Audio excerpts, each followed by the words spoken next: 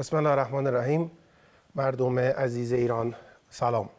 تسلیت عرض میکنم شهادت امام موسی کاظم علیه السلام رو خدمت همه شما. در ایام پیروزی انقلاب اسلامی هستیم و امشب ما در برنامه جریان قراره که به ابعاد تاریخی پیروزی انقلاب بپردازیم با حضور آقای دکتر شهریار زرشناس. در برنامه‌های قبلی که ما در خدمت ایشون بودیم بخش‌های مهمی از مسئله نسبت لیبرالیسم و جامعه ایرانی رو مورد بحث قرار دادیم. یک سیر سلسله واری که بسیاری شما هم در پیام هاتون بهش پرداختید. با توجه به مناسبت و نسبت زمانی که الان در دهه فجر هست، ما می‌خوایم با حضور ایشون به این موضوع بپردازیم.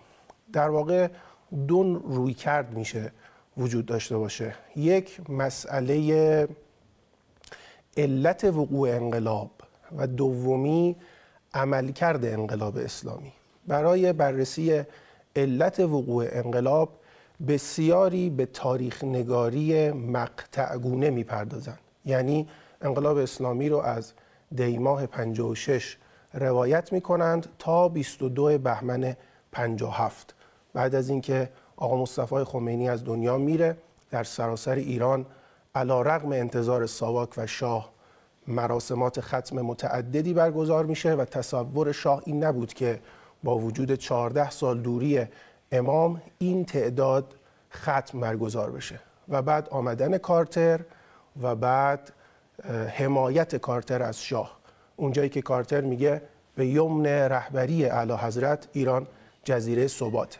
این حمایت کارتر باعث شد که در روزنامه اطلاعات مقاله‌ای نوشته بشه به نام ارتجاع سرخ و سیاه.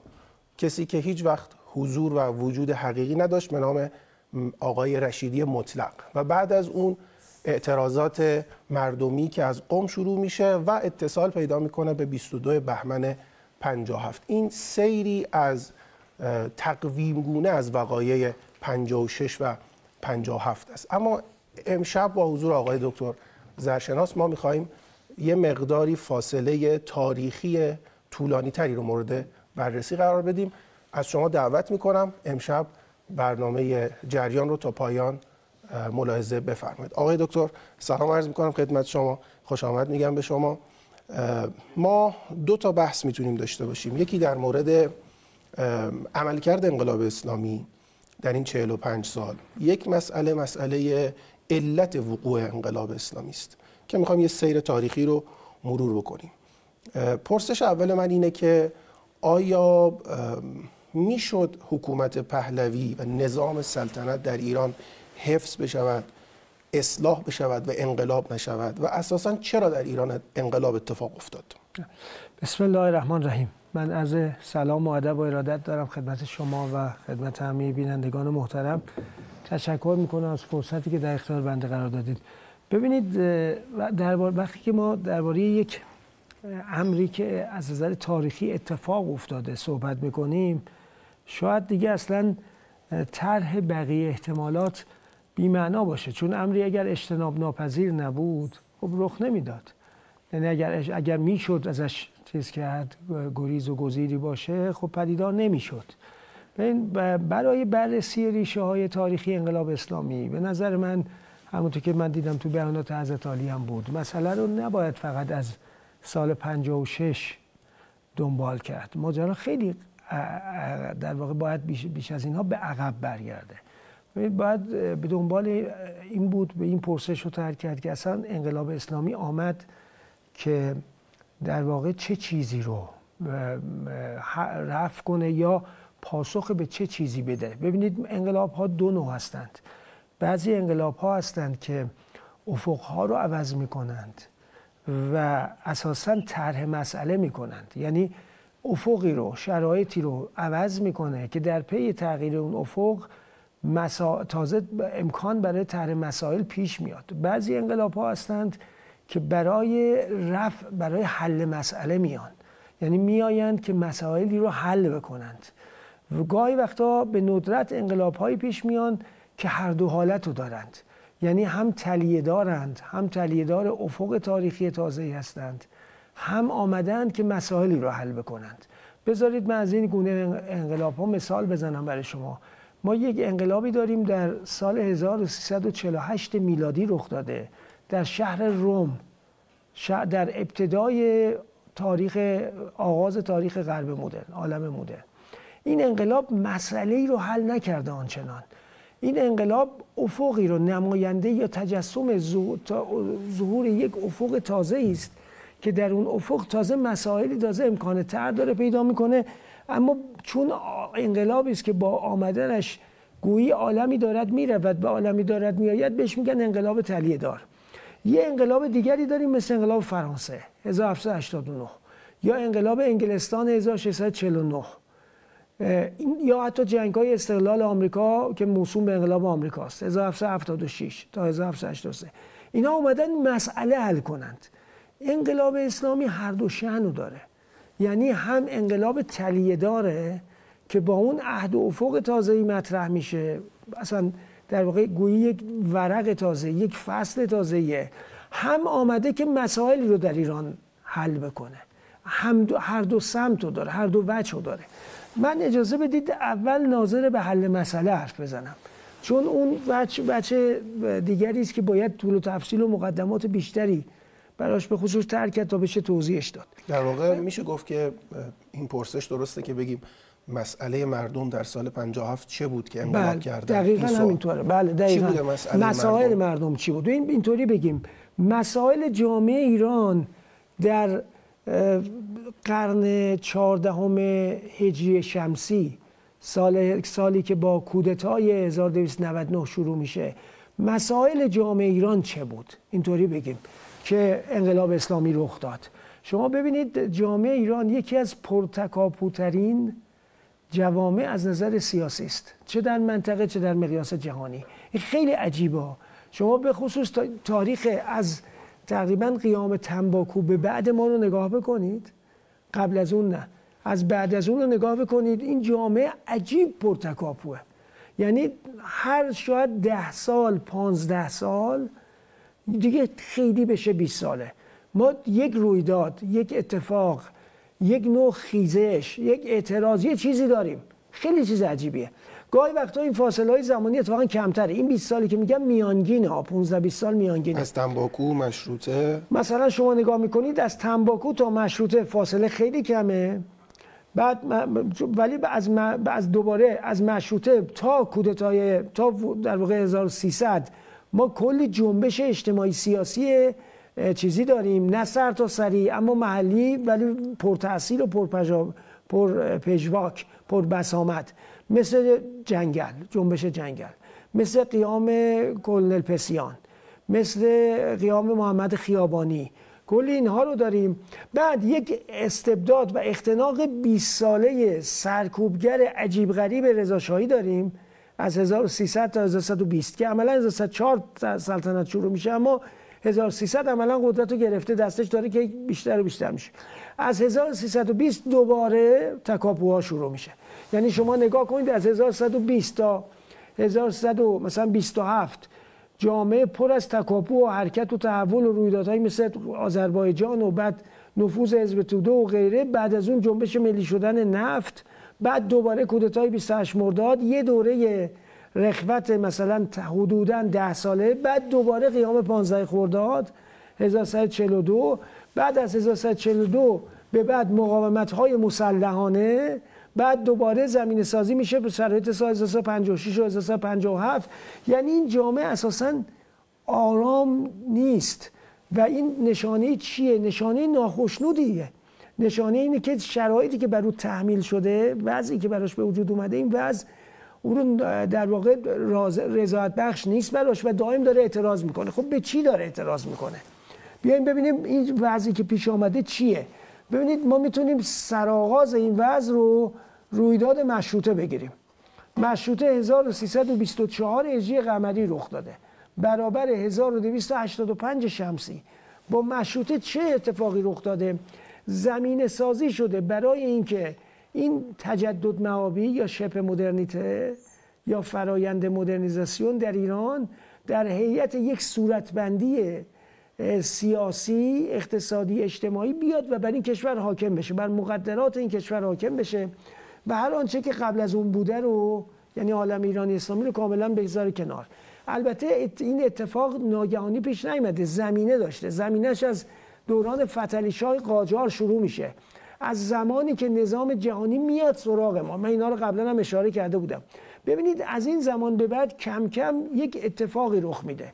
اون اتفاق اینه جامعه ایرانی به تدریج در وضع تاریخی قرار میگیره که اون وضع تاریخی عالم خودش نیست، یعنی عالم ایرانی اسلامی نیست. و این وضع تاریخی وضعی است که مدرنیته تمام عیار غربی هم نیست، اما اقتباسی از اون مدرنیته است، تقلیدی از اون مدرنیته است، ظهور سطحی، ناقص، ناکارآمدی از اون مدرنیته است که این با فضای جامعه ایرانی، با بافتش، با روحش، با ساختارش، با سرشتش ناسازگاره. در این حال این جامعه رو، مسائل این جامعه رو هم حل نمی‌کنه. مسائل این جامعه چیه؟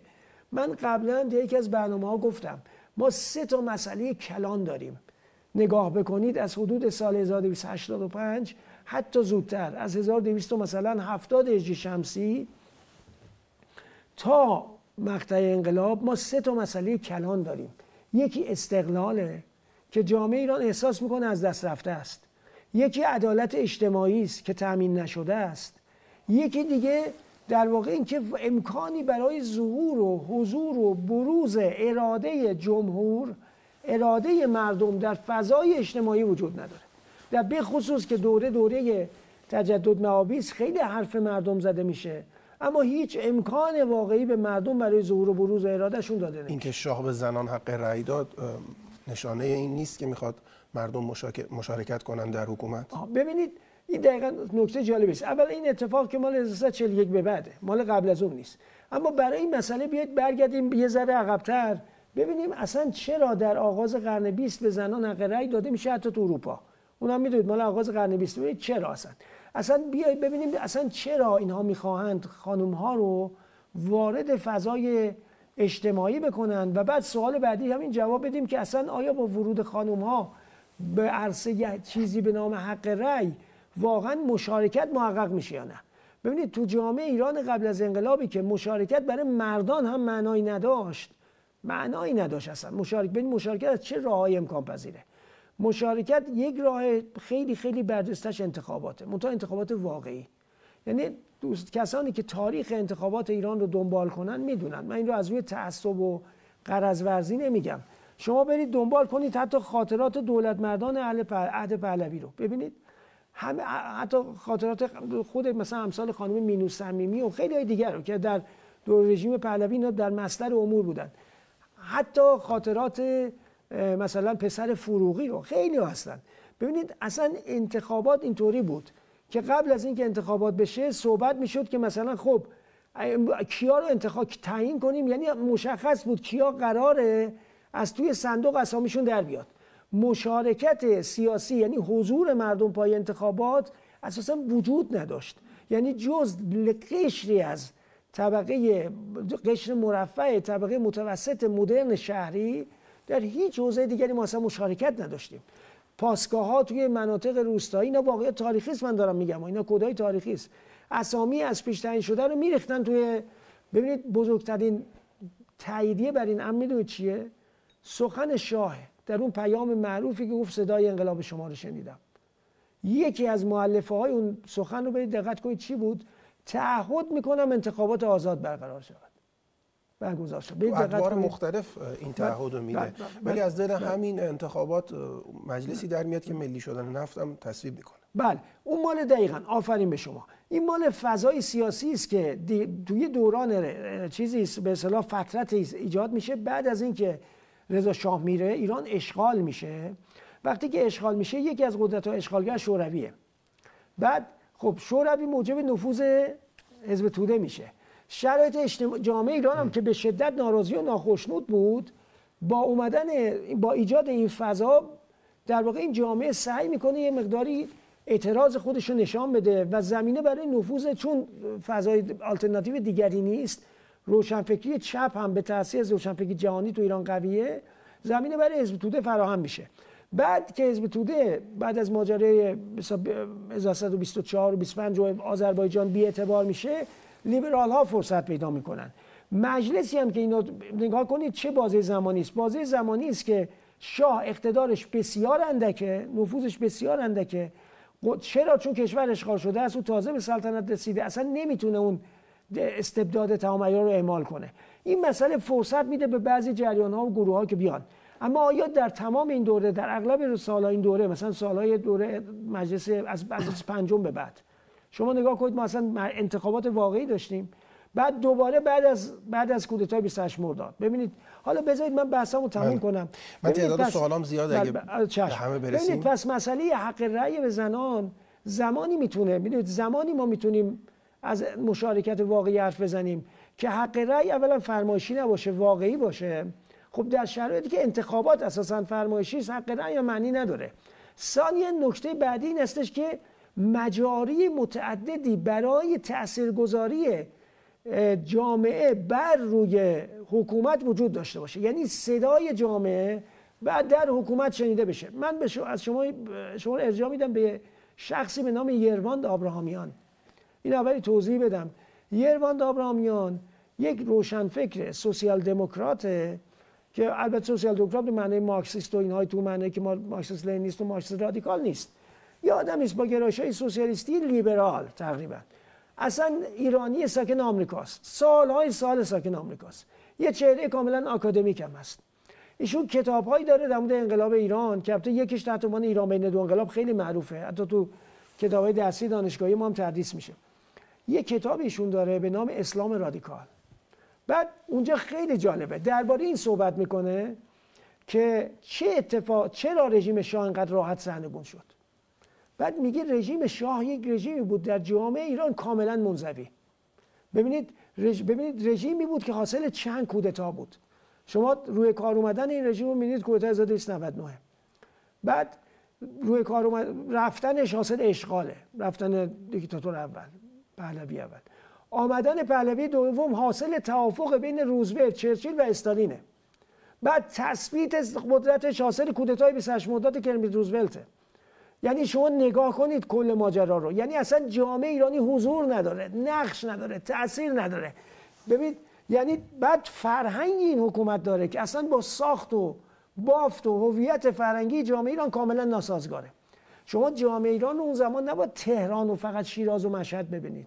جامعه ایران وسعت 1,600,000 کیلومتری داشته و کلی شهر و روستا و اینا داشتیم. تازه تو همون تهران و مشهد و اینا ما کلی حاشیه‌نشین داشتیم، کلی آدمایی داشتیم که با ساختار این جامعه، با هویت این رژیم اصلا ناسازگار بودن. بذارید من بحثو به یه مسیر دیگری ببرم که بتونم جمع‌بندی کنم. ببینید جامعه ایرانی 3 چیز کم داشت: استقلال، عدالت و امکان بروز و ظهور اراده مردمی. بعد ببینیم رهاورد شبه مدرنیته که در قالب رژیم پهلوی بر ایران حاکم شده بود چی بود برای جامعه ایرانی. من به دوستان میخوام اینجا استناد بکنم به سری آمار و حرفایی که نوشته هایی که خواهش میکنم عزیزان برن اینا دنبال کنن. یه تصویری داره از جامعه ایران قبل از انقلاب، به خصوص فوکس میکنم روی پهلوی دوم، داره از ایران قبل از انقلاب ارائه میشه به معنای جامعه‌ای که تمام کارکردهاش مثلا تورم نداشته. یه افسانه‌ای نقل میشه به نام اینکه هویدا گفت که من موقعی که 13 سال نخست وزیر بودم این خودکار 1 ریال بود، موقعی هم که از نخست وزیر آمدم 1 ریال بود.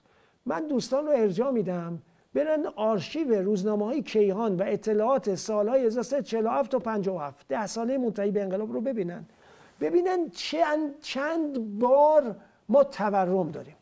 شوک‌های ناظر به این افسانه‌ای که دارن میگن دیگه. اصلا تو نشریه توفیق بود مدام کاریکاتور هویدا به خاطر گرانی کشیده میشه. اصلا ما عبارت معروفی از هویدا داریم که نخود گرون شده سال 48 49. میگه خب مردم نخود نخورن. ببینید بعد ما برن دوستان هوشنگ نهاوندی از دولت مردان رژیم پهلویه. این چیزی که دارم میگم، این مستندی که دارم میگم اون BBC پخش کرده. برن عزیزان ببینن مستند BBC درباره هوشنگ نهاوندی، یکی از دولت مردان وزیر اقتصاد زمان شاه. خودش داره از تورم 30% و 40% در سالهای دهه 1150 حرف میزنه که میگه ما جرئت نداشتیم بریم به شاه بگیم که چنین تورمی هست. بعد خودش نقل میکنه از میگه من رفتم پیش رئیس، نامه داده بودم به رئیس دفتر مخصوص اعلیحضرت میگفتم که برو اینو مطرح کن، میگفت این نمیکرد. آخر سر من چندین بار درخواست کردم، میگه آخر سر من رفتم پیش شاه، دیدم شاه داره از پشت شیشه رو نگاه میکنه، به من نگاه نمیکنه. میگه فهمیدم که گزارشو نصرت‌الله معینیان داده، اینقدر خشمگینه، یعنی اصلا حاضر نیست بپذیره. میگه اینقدر خشمگینه، فقط داره بیرون نگاه میکنه. میگه من این تعظیمی کردم اومدم. ببینید تورم وجود داشت، بیکاری وجود داشت، از همه مهمتر ثمرات اصلاحات ارضی که من تو این برنامه گفته بودم موجب شده بود که دهقانان روستاها رو ناگزیر شده بودن رها کنند بیان به حاشیه شهرها. بعد تو حاشیه شهرها قدرت صنعتی و تولیدی ما اونقدر نبود که این روستایی که زمینش این بدبخت خرده مالک بود تا چند سال پیش در واقع زمینش رو از دست داده، آواره شده، اومده تو شهر. قدرت صنعتی ما نمیتونه این آدم رو جذب بکنه، بنابراین کارگر کارخونه هم حتی نمیشه. چی میشه؟ میشه گارسون کابل میامی، میشه کسی که موز و سیگار وینستون و آناناس و میوه‌های تازه واردی که در سر بالا رفتن قیمت نفت وارد بازار ما شده رو تو خیابون میفروشه. شده این. بعد کجا زندگی میکنه؟ توی حلبی آبادای حاشیه شهر، همون جایی که نیکپی سال 56 رفت خرابشون کنه. شهردار تهران بود رفت. ببینید جامعه اینطوری بود. یه جامعه برید، من خواهش میکنم عزیزان برن گزارش‌های روزنامه‌های زمان شاه رو سال 56 و 57 بخونن که بعد از این که قیمت نفت تو سال 1973 به شدت چند برابر شد و بالا رفت، واردات ما چند برابر شد. واردات که چند برابر شد، اولا تولید داخلی وحشتناک ضربه خورد، ثانیاً یه اتفاقی افتاد، اونقدر راه شوسه وجود نداشت تو کشور، اونقدر کامیون نبود که سبزی و تخم مرغ و گوشت وارداتی توی بندرها می اومد. قدرت ترخیص شدن، انتقال یافتن به شهر رو نداشت. تو شهر ما صف گوشت داشتیم، برن روزنامه ها رو ببینن، اینا که من دارم میگم روزنامه است، برن واقعیات رو ببینن. توی شهر سال 55 56 ما صف گوشت داشتیم، کیلو گوشت توی کشتی که اومده بود و نمیتونست ترخیص بشه تو بندر طلب از بین میرفت و فاسد میشد. این فضای اقتصادی ماست. یه نکته من اشاره کنم، این شبکه‌ای مناطقی که تعطیل شد و برف و 22 بهمن امسال رو ندید، تصویری که تو اون 13 14 سال نشون داد این بود که ایران در حال ژاپن شدن بود. همینو میخوام بگم. آیا ایران در حال ژاپن شدن بود؟ این نکته خیلی مهمیه. ببینید ژاپن چیه؟ ببینید ژاپن چگونه ژاپن شد. ژاپن دقیقاً نپذیرفت که نظام جهانی دیکته‌ای رو که بهش اعمال میکرد تو قرن 19 البته تو دهه 1860 دیکته نظام جهانی رو که میخواست ژاپن رو مستعمره کنه نپذیرفت. ژاپن الگو برداشت از صنعتی شدن پروس و به سرعت توانمندسازی اقتصادی کرد. بیاین ببینیم ما چی بودیم. ببینید ما مدلمون اصلا مدل صنعتی شدن نبود. مدل ما این بود که ما نفت رو، یعنی آن چیزی رو که ظرفیت منابع طبیعی ما بود، روزی 6 میلیون بشکه، گاه روزی 9 میلیون بشکه میفروختیم. ببینید ما این بودیم. بله آمار بالای رشد اقتصادی داشتیم، اما به چه سبب؟ به سبب فروش نفت. ببینید بعد صنعت ما چی بود؟ تهش پیکان توافق میکرد با کارخانه هیلمن، میومد اینجا صنعت مونتاژ میشد. ببینید ما همه چیزمون روی پول نفت میگشت. کدوم کشور با فروش منابع طبیعی و بدون انجام انقلاب صنعتی و بدون اینکه بتونه زنجیره استراتژیک صنایع به هم پیوسته کلان، صنایع سنگین و صنایع تولید کننده صنایع سنگین، یعنی هم ابزار تولید هم صنعت تولید کننده ابزار تولید، بدون اینا کدوم کشور میتونه صنعتی بشه؟ کجا ما تو معرض ژاپن شدن و آلمان شدن بودیم؟ ما داشتیم صنعتی نمیشدیم. همین دقیقاً همین بحثه. چه نوع صنعتی و چگونه؟ نه دهه 50 بخش از ببینید آمارها رو برید دوستان عزیز ببینن. این آمارها توی کتاب اقتصاد سیاسی کاتوزیان هست، تو کتاب یرواند آبراهامیان بعضیاش هست، توی کتاب‌های اقتصادی متعدد، توی کتاب سوداگر در مورد رشد سرمایه‌داری در ایران هست. عزیز ببین اینم یه توضیح بدم، هیچ یک از این سه نفری که من نام بردم طرفدار انقلاب اسلامی نیستن. هر سه تا اپوزیسیون جمهوری اسلامی هستند. هر سه تا هم خارج از کشورن. الان نمیدونم یکیشون شاید فوت شده باشه، دو تا دیگه‌شون زنده ان. یکی گرایش چپ تندرو داره، یکی گرایش لیبرال سوسیال دموکرات داره، یکی لیبرال مشروطه طلب انگلیسیه. اینا که دارم نام میبرم، اینا هیچ کدوم نه مذهبی ان، نه انقلابی ان، نه طرفدار جمهوری اسلامی ان. اینها روایت هاشون از تاریخ اقتصادی ایران برید ببینید کجا همچین حرفایی بود. اون نسل امروز تصویر دیگه داره. من بگم یه بخش غیر مولد فوق العاده بزرگ که با چی میچرخید، این بخش غیر مولد یه دهان بزرگ بود که پول نفت روزی 6 میلیون و الا 9 میلیون نفت فروخته میشد، بشکه نفت، پول تامین میشد، کالا میومد تو داخل کشور. بعد این کالاها میگم حتی نمیتونست توزیع بشه. عزیزان برن ببینن سال 55 56 ما هم صف گوشت داریم، هم تورم داریم، هم قطعی برق داریم، هم قطعی آب داریم. عزیزان برن ببینند. یعنی ببین ما به حرف که نباید چیز کنیم، ببین ما به آمار باید توجه کنیم. من دارم ناظر به آمار روزنامه ها و ناظر به کتب تاریخ اقتصادی حرف میزنم. یه چیز دیگر هم میگم برید ببینید، اینم خیلی خوبه. ببینید برای فهم هر فضای سیاسی اجتماعی هر جامعه‌ای ادبیات رئالیستی اون جامعه فوق‌العاده میتونه گویا باشه.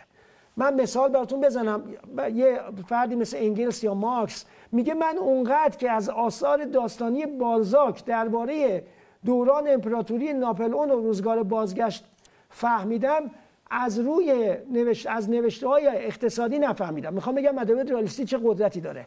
خب بیایم به ادبیات رئالیستی ایران زمان شاه توجه کنیم. عزیزان من ازشون خواهش میکنم ببینید ما نویسندگان رئالیستی داریم مثل محمود دولت‌آبادی، مثل احمد محمود، مثل علی اشرف درویشیان، مثل غلام حسین ساعدی، مثل محمود کیانوش، مثل جمال میرصادقی. بعضی از اینا الان حتی هستن زندان تو ایرانن، بعضیشون فوت شدن، بعضی‌ها رفتن خارج. خیلی های دیگه هم هستن، حتی صادق چوبک. ببینید هیچ کدوم از اینا، من اینو با قید تاکید بگم، هیچ کدوم از اینها نه کارگزار جمهوری اسلامی هستند، نه شاید همسوی با انقلاب اسلامی هستند، نه گرایش مذهبی دارند، نه انقلابی هستند. اینا داستان نویسان رئالیست بودن که فضای ایران رو وصف می‌کردن. برید ببینید چه فضایی دارن وصف می‌کنن. برید ببینید تو داستان‌های محمود کیانوش، تو داستان‌های جمال آثاری که همون زمان چاپ شده، همون زمان پیش از انقلاب چاپ شده. نه مال بعد از انقلاب نیست. من دارم میگم برید آثار داستانی رئالیستی ایران سالهای 1300 و مثلا 45 46. چرا دارم میگم این سالها؟ چون بعد از انقلاب سفیده، بعد از اینکه سرمایه‌داری شبه مدرن دفرمه کاملا به ایران حاکم شده. برید ببینید تا 57 اینا جامعه ایران رو چگونه دارن وصف میکنن. جامعه ایران بعد از روستاهای بعد از اصلاحات ازلی رو چگونه دارن. ببین تصویر فقر، تصویر نابرابری، تصویر تبعیض، تصویر ظلم و فساد. بریم فریدون تونکابونی، بریم اینا گروهای گرایش‌های مختلف فکری هم دارن. یکی مثل صادق چوبک رفیق هویداست. برن داستان‌های کوتاهشو بخونن. داستان من حالا خوب نیست بگم، شاید داستان پیراهن زرشکی رو برن بخونن، آثار داستانی دیگر بخونن، ببینن فضای اجتماعی ایران چیه. بعد از داستان صادق چوبک دولت بغل رفیق هویداست، محمود دولت‌آبادی متهم به چپ مارکسیستیه، درویشیان تو زندانه. همه ما زمانشاه دارم میگم. یکی دیگه محمود کیانوش روشنفکر معمولی تو ایران. هم برن از گرایش‌های مختلف ببینن. برن آمار اقتصادی که تو اون 3 تا کتاب اقتصادی گفتم برن ببینن. روزنامه‌های اون موقع برن ببینن. سینمای ایران رو برن ببینن. سینمای سالهای 50 تا 56 57 رو برن ببینن. من نمیدونم بعضی اسما رو بیارم نیارم. برن بعضی فیلم‌های مثلا فرزان دلجو و دیگرها، این فیلمایی که معروف هستن مال اون دوره. ببینید این فیلم‌ها رو یه ذره تحلیل جامعه شناختی بکنید ببینید چه خبره. مثلا گوزنا رو از گوزنا سریع‌تر ما حتی داریم. ببینید گوزنا که تازه یه ذره چیزه. ما فیلمایی داریم، حالا من نمیخوام خیلی اسم ببرم، که بازیگرای معروفی دارن که این ما معمولا جنبه ظاهری این فیلم‌ها رو می‌بینیم، اون لومپنیسم موتورسواری طرف رو فقط می‌بینیم. شما یه ذره لایه‌ها رو عمیق‌تر ببینید چه خبره. فیلم فارسی هستن، فیلم‌های سینمای ایران هستن. ببینید اصلا لازم سینمای روشنفکری باشه. فیلم‌های فراگیر پر مخاطب سینما ایران هستن که بازیگرای معروف توش دارن بازی میکنن، خواننده‌های معروف دارن توش بازی میکنن. بریم ببینید چیه این فیلم‌ها. قصد ندارن کارگردانا چیز کنن، وضع اجتماعی نشون بدن، اعتراض کنن، از این حرفا نیست. واقعیت جامعه رو طرفدار نشون میده. واقعیت جامعه اینه که تو یه مورد طرف پول نداره درمان کنه خودشو، فقر رو، محله‌های فقیر رو داره نشون میده. آدم‌های عناصر دکلاسه تو جامعه شناسی بهش میگن کسایی که نه کار دارن نه خونه دارن.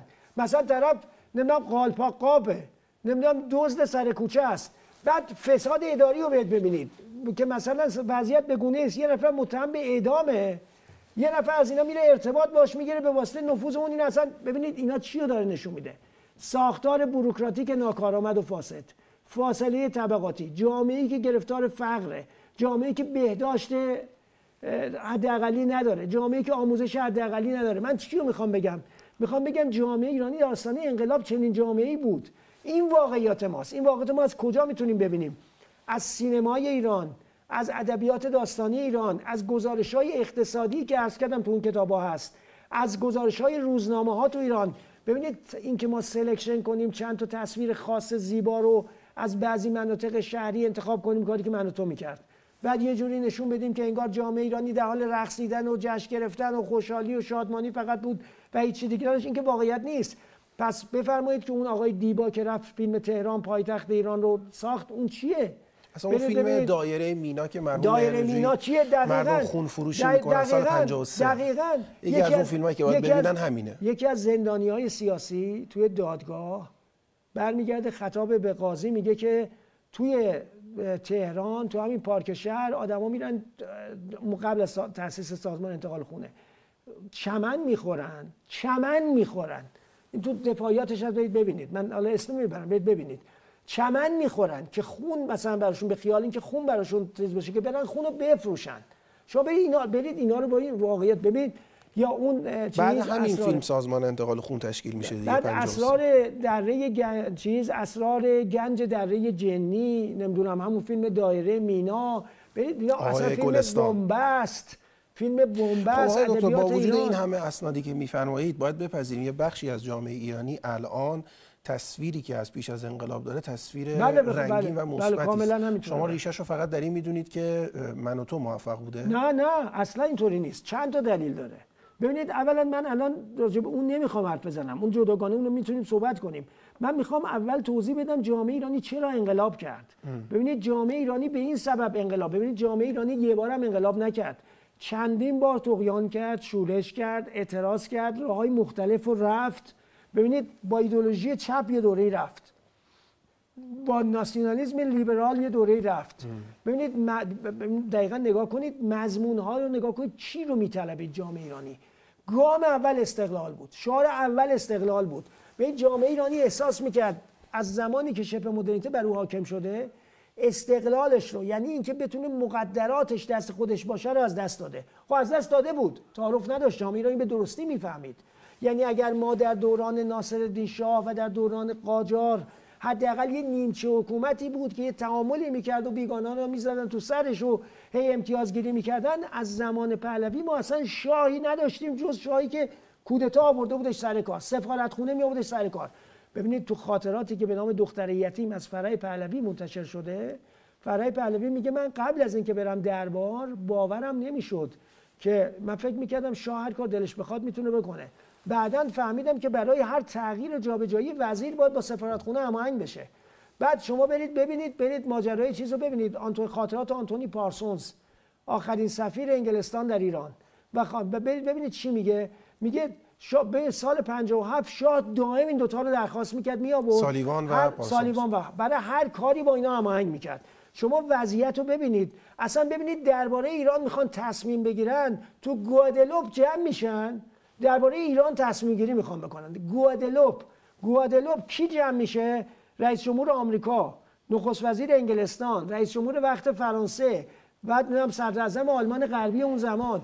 این که مقدرات کشور دست مردم کشور نیست معنیش اینه. استقلال معنیش اینه. الان کجا وضع ما اینطوری است؟ یعنی واقعا کجا اینطوریه؟ جز اینکه اینا ببینید ما تو منطقه و تو دنیا تنها کشوری هستیم که حالا اینکه میگن نمیدونم پادگان خالی رو زدن هرچی، بالاخره کی جرأت داره پایگاه آمریکایی بزنه؟ کی جرأت داره؟ روسیه جرأت داره، چین جرأت داره، قطر جرأت داره. تنها کشوری که جرأت داره ایرانه که وقتی میزنه. وقتی که حالا نمیدونم پایگاه رو اینا خالی کردن، اصلا کی جرأت داره بزنتش؟ اینو به من بگید. کی نقشه کل این ماجرا رو به هم زده؟ 10 بار پیام میدن، حتی وقتی جنگ میشه پیام میدن ما نمیخوایم به جنگی، ما نمیخوایم. این یعنی نشونه چی؟ یعنی اینکه این کشور مستقل شده، حداقل رو پای خودش داره وای میسته. ببین استقلال به دست آورده. قبلا اینطوری بود که شاه برای یه تغییر وزیر با سفیر تماس میگرفت، اینو بیارم اونو نیارم، اینو حکمو بزنم، برای نخست وزیر با سفیر هماهنگ میکرد. الان وضعی هستش که ما میزنیم و بعد تازه وضعیتی هستش که اونها برای چیز پیام میدن آقا ما قصدمون این نیست، ما نمیخوایم سرشاخ بشیم. ما ببینید بعد سرنوشت کشور دست خود، یعنی حتی رئیس جمهور بعد میاریم سر کار خود این جامعه داره میاره، میره لیست 30 نفری وای میسه به یه چیز رأی میده، اونم سیاست نولیبرالی پیش میگیره، شهر رو میفروشه، بعد جامعه دودش میره تو چشمش، تو شهر همون شهر، ولی خودش آورده. میدونید چی دارم میگم؟ به من بگید کدوم انتخابات قبل از انقلاب در مقیاس 2 خرداد وجود داشت، در مقیاس انتخابات 88 وجود داشت؟ یه دونه به من بگید دیگه. اصلا این جامعه انتخابات رو میشناخت تو این حد است؟ یعنی واقعا خب این یعنی چی؟ این اون بخششون من نمیگم تام و تمام ما رسیدیم به اراده مردم ها، من هرگز چنین چیزی نمیگم، اما یه چیزش محقق شده، استقلال هم همینه. شما ببینید که ما از کشوری هستیم که آمد و رفت شاهانمون منوط به تصمیم 3 قدرت بزرگ بود. یعنی تو شاه محمد رضا ما باید وای میساد ببینه آیا فرانکلین چرچیل و روزولت میتونن اسرائیل رو متقاعد کنن که ایشون شاه بشه یا نه، از اون وضع به این وضع. خب استقلال نداشتیم رسیدیم. ببینید جامعه ایرانی نقطه قوتی که درباره رژیم پهلوی بحث میشه بحث اقتصاده. من دارم به شما عرض میکنم بله فرایندی از مدرنیزاسیون رو شاه اجرایی کرده بود تو کشور، اما این مدرنیزاسیون چند تا مسئله داشت. یک مسئلهش این بود که این مدرنیزاسیون اولا تمام عیار نبود، تو تمام روستاها و حوزه‌ها و شهرهای کوچک و اینا نبود، فاصله وحشتناکی بین شهرهای کوچک و شهرهای بزرگ وجود داشت. تو همین تهران محور شمال جنوب ما داشتیم، شمال مثل یک قاره دیگه بود، جنوب مثل یه چیز ویرانه دیگری بود. ما گود عرب‌ها و نمیدونم نازی آبادها و اینا رو که فراموش نکردیم، کشتارگاه و اینا. الان باز اینطوری نیست، الان خیلی به هم نزدیکن. حتی از نظر پوشش شما می‌بینید مثلا یکی از فرهنگسرای بزرگ مثلا تو جنوب شهر اون موقع اون برید اونجا چه فضایی بود. اینا تو گزارش‌های مستندگاری خود اون دوره است، من اینا از اون چیز نمیگم. یعنی اقتصاد علت انقلاب نبود، مردم به دلیل اقتصادی، یعنی چون شما 3 مورد فرمودید دیگه دارم توضیح میدم. تو این 3 تایی که فرمودید اقتصاد نیست. چرا گفتم دارم بحث عدالت اجتماعی توضیح چیز رو دارم میگم. ذیل استقلال عدالت اجتماعی مثلا موضوع اقتصادی. 3 مسئله جامعه ایرانی سال 50 استقلال، عدالت اجتماعی، مشارکت مردم. بله بعد بحث اقتصاد رو میخوام روش تکیه کنم، به خاطر اینکه تمام بحث این هست که آقا تمام بحث این بود که آقا ایران اقتصادش ال بود دیگه. دارم میگم آقا ببینید مدرنیزاسیونی که در ایران اجرا شد اولین مسئلهش این بود که فراگیر نبود. مسئله دومش این بود که توأم با عدالت اجتماعی نبود. ببینید توأم با عدالت اجتماعی نبود.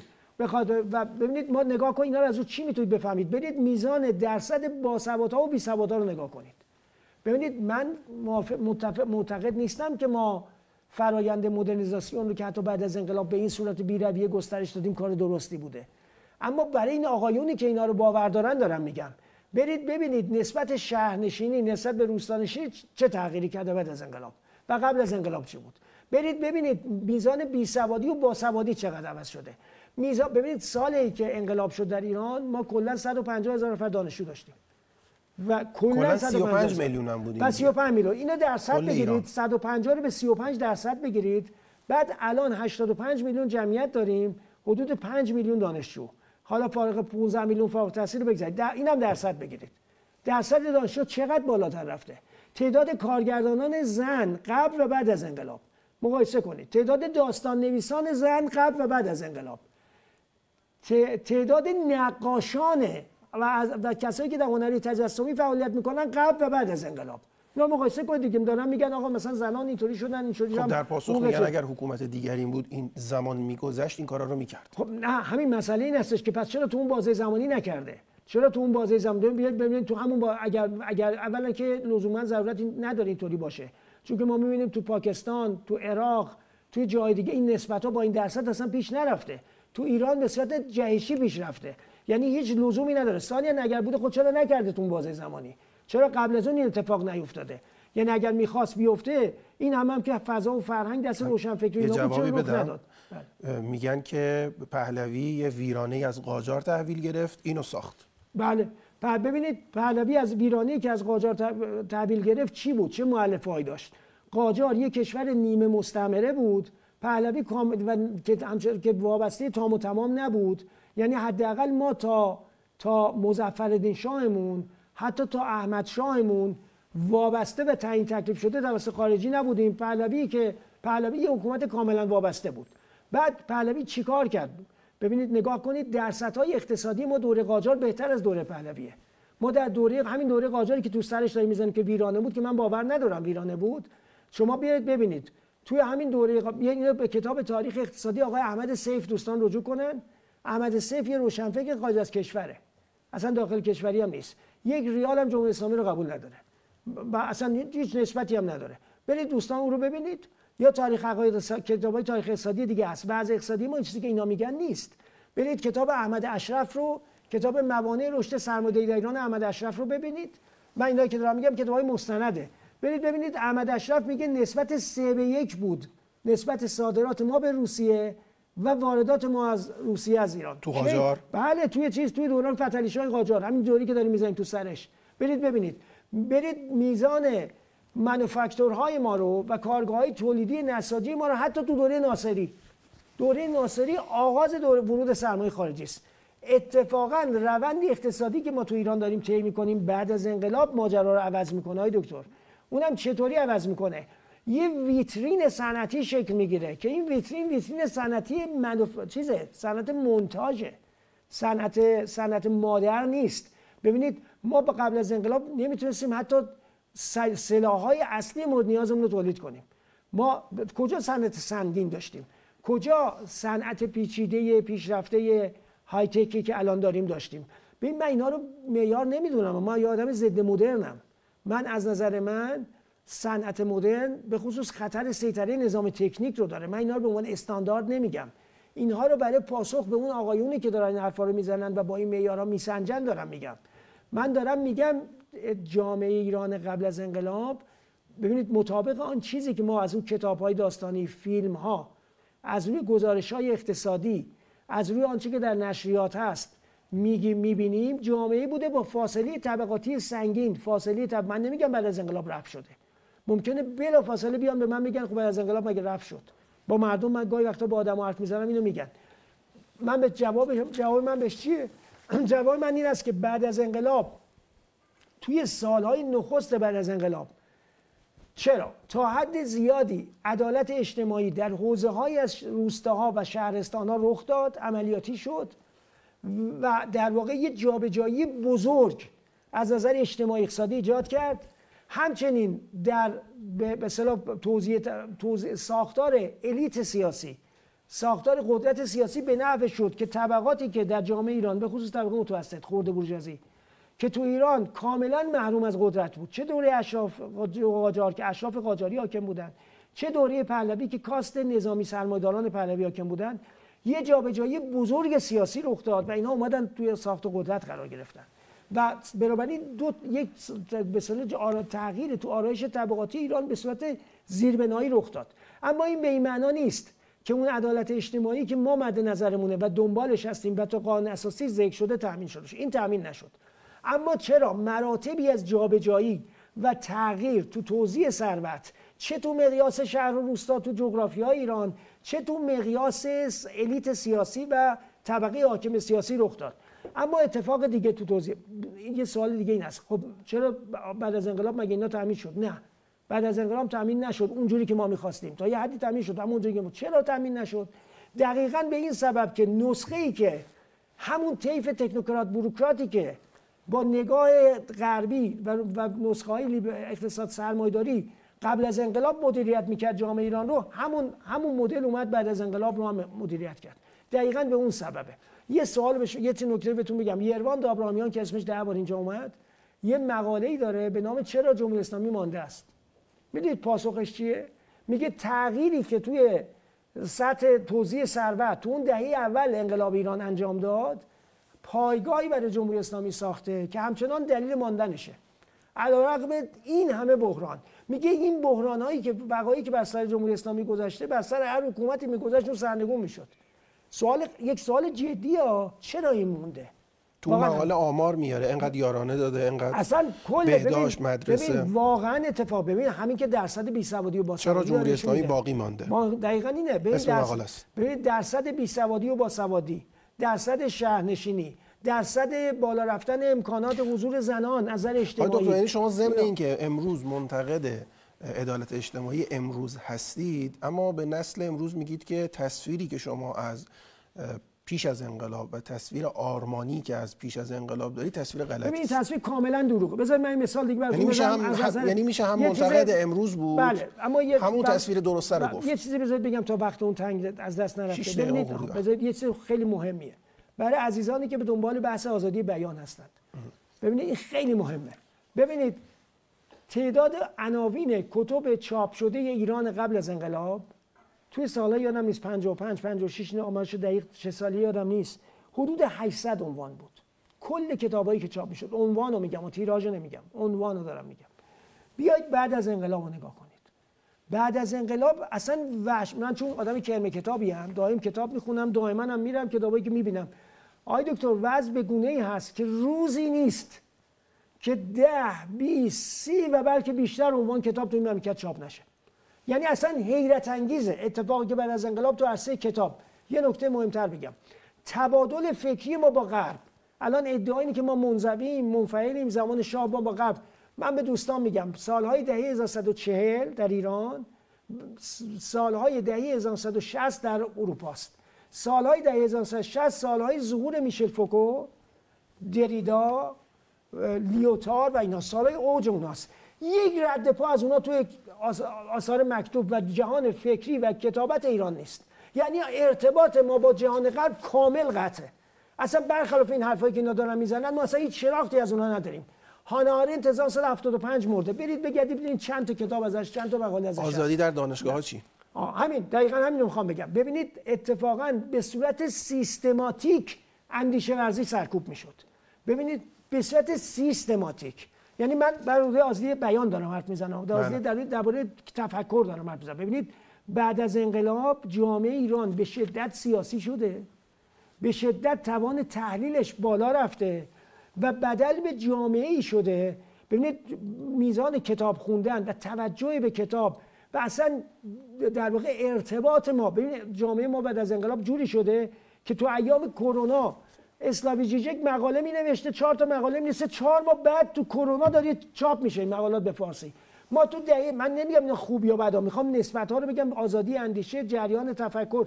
ببینید تو سرتاسر تاریخ چاپ کتاب تو ایران، از زمانی که اولین چاپخونه ها وارد شد تا سال 57 کتب مارکسیستی همیشه ممنوع بود، جز یه مقطعی بسیار کوتاهی که سال 1120 تا 1126 هفته اونم به دلیلی که رژیم شاه اصلا امکانشو نداشت، چون ایران اشغال شده بود، شوروی بود، اینا نمیتونست، همیشه ممنوع بود. بعد از انقلاب کاملا آزاده. بعد از انقلاب مجموعه آثار لنین ترجمه شده و چاپ شده. بعد از انقلاب کارهای اصلی مارکس همه چاپ شده، گرامشی چاپ میشه، لوکات چاپ میشه، ژیژک چاپ میشه. برید شما ببینید دیگه بعد از انقلاب، یعنی اصلا بی سابقه است. من اینو یه خاطره میگم از یه روشنفکر چپ، فرج سرکویی، شاید الان اسم منم شاید بشنوه و ببینه مثلا این آدم قبل از انقلاب چپ بود. بعد از اینکه اولین بار رمان مادر ماکسیم گورکی، بچه دوستان اهل کتاب میدونن این چیزا رو، میشناسن اینا چیه، بعد از انقلاب برای اولین بار قانونی چاپ شد، یه مقاله نوشت تو آدینه اون زمان، ایشون یه زمان سردبیر مجله آدینه بود، الان انگلستان، آلمان نوشت گفتش که این خوندن این رمان الان مزه نداره، اون زمانی که 3 سال زندان داشت اگر اینکه رمان رو از آدم میگرفتن مزه داشت. این که یه زمان شاه، ببین زمان شاه رمان مادر ماکسیم گورکی رمانه 3 سال زندان داشت. بعد از انقلاب شما بیاید ببینید، اصلا واقعا میگم ما چپا الان ممکن دوستان میگن آره جمهوری اسلامی خودش اینجوریه، چپ، لیبرالا، همه حتی ببینید، یعنی اصلا یه چیزی وضع عجیبی از نظر مجاز بودن انتشار کتب و آزادی اندیشه و جریان در واقع تولید اندیشه و تولید اندیشه تئوریک. کتاب‌های جلال، کتاب‌های شریعتی، رساله امام، اینا ممنوعیت داشت. اینا که قبل از انقلاب ممنوع بود، میگیم اینا سیاسی بودن، من کاری ندارم، من چیز دیگه‌ای دارم میگم ساواک جریان ارتباط اندیشه‌ای ما با غرب هم بسته بود. یعنی نه فقط مارکس و لنین ممنوع بودن، برین آقایون کتاب اقتصاد نیکیتین قبل از انقلاب بخونن، اسم لنین رو نمیتونستن اینا بیارن تو کتاب، اسم مارکس نیست. برن ناصر زرافشان ترجمه کرده، برن علم اقتصاد نیکیتین قبل از انقلاب ببینن مال سال 55 56 مارکس رو که میخواد معرفی کنه میگه معلم فلسفه علمی قرن 19ام. لنین رو که میخواد معرفی کنه میگه آموزگار پرولتاریا قرن 20م. یعنی سانسور در حدیه اسم اینا رو نمیتونن اینا بیارن تو کتاب. اینو مقایسه کنید با بعد از انقلاب. بعد از انقلاب میگم مجموعه آثار لنین برای اولین بار تو تاریخ مارکسیسم در ایران آزادانه چاپ شده. کارهای اصلی مارکس نه یه ترجمه، نه 2 تا ترجمه، نه یه چاپ و 2 چاپ. اینا چیه؟ اینا همه رهاورد. اینا چیه؟ اینا عرصه تفکرن. من چیو میخوام نتیجه بگیرم؟ میخوام بگم بعد از انقلاب اولا استقلال به دست اومده.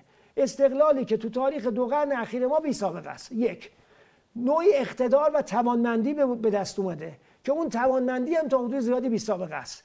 اتفاق سوم این هستش که نوعی جابجایی تحرک اجتماعی و طبقاتی در جامعه ما رخ داده که از صفویه به بعد بی سابقه است. این رو حتی آقای صادق زیباکلام هم بهش اعتراف داده. تو کتاب فکر کنم ما چگونه ما شدیم یا یه کتابی درباره انقلاب داره اونجا میگه از صفویه به بعد بی سابقه است. یعنی آرایش طبقاتی ایران هم عوض شده. اینم یه چیز دیگه است. بعد اتفاق دیگه ای که رخ داده این هستش بعد از استقلال اینا که گفتم، اتفاق دیگه ای که رخ داده اینه که جریان مناسب و مساعدی برای آزادی اندیشه به وجود اومده که اصلا بی سابقه است. یعنی اتفاقا البته ما از این ارتباط کلی ضربه خوردیم. ما تهاجم فرنگی همینطوری اومد تو اتوبانی که اینجا درست کردن براش حرکت کرد، ولی واقعا این اتفاق افتاده. یعنی شما نگاه کنید از نظر اندیشه ورزی، تفکر، ببینید قبل از انقلاب من خودم تو خیلی کتابخونه شهید بودم، ما فقط میشنیدیم مثلا جک لندن پاشنامه‌نین داره، جک لندن مارتین ایدن داره، همه اینا ممنوع بود، رمان‌ها. و ببینید پس یه سری رخ داده، اما من منکر کمبودها نیستم. بله. منکر ضعف‌ها نیستم. خیلی ممنونم آقای دکتر، گفتگوی فکر کنم خوبی بود برای نسلی که بخواد فکر کنه. خیلی حرفای دیگه وجود این داده هایی که شما دادید مثلا خیلی حرفای دیگه در آینده بهش که واقعا فرصت باشه من چون تو دهه فجر بود به نظرم بحث خوبی بود. هنوز ما نرسیدیم راجع به ریشه انقلاب کامل حرف بزنیم به شرایط عینی. ان شاءالله. ممنونم، تشکر میکنم از شما همراهان برنامه جریان. خدا نگهدارتون باشه.